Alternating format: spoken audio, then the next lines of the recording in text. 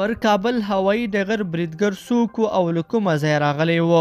تازه د کابل هوایي ډګر د بریدګر په اړه څه معلومات لاسته راغلي دي؟ جزئیات په ویډیو کې وګورئ او چینل سبسکرایب کړئ. السلام علیکم لیدونکو، ستړي مشئ.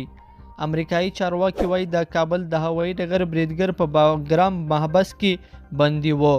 امریکایي چارواکي وایي هغه ترهګر چې د کابل په هوایي ډګر یې په انتحاري برید کې 170 افغانان او 13 امریکایان وژل، د طالبانو له لوري د کابل د نیولو په مهال له محبسه خوشي شوی و. د CNN د راپور له مخې امریکایي چارواکو او په کانګرس کې د جمهوریت پال ګوند د کالیفورنیا استازي کین کلپرت د ملي امنیت د چارواکو په قبل وویل د کابل د هوایي ډګر د حملې عامل د باګرام له محبسه خوشي شوی و. د باګرام محبس په 2013 کال امریکایي پوځیانو د افغانستان حکومت ته وسپاره.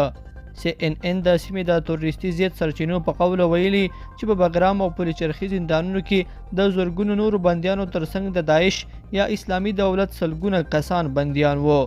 د کابل د برید مسؤلیت د داعش خراسان څانګې منلی وو. طالبانو د اګست په 15 کابل ونیو.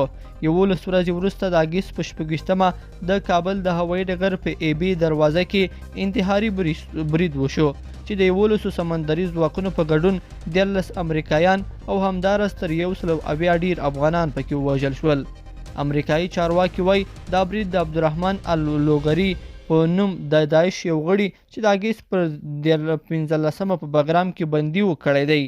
د امریکا د دفاع وزارت د چارواکو په وینا په باګرام محبس کې 15,000 تنه بندیان ساتل کېدل چې د هغو په منځ کې 100 په جنایي تورونو بندیان شوي وو، نور ټول ترهګر وو.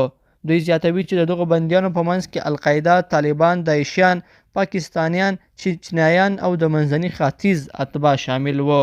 لیدونکو په دې هیله چې دا مطلب به مو تر پایه لیدلی وي. کومه ویډیو خوښه شوې ویډیو لایک کړئ او چینل سبسکرایب کړئ. تر بیا ښه وخت.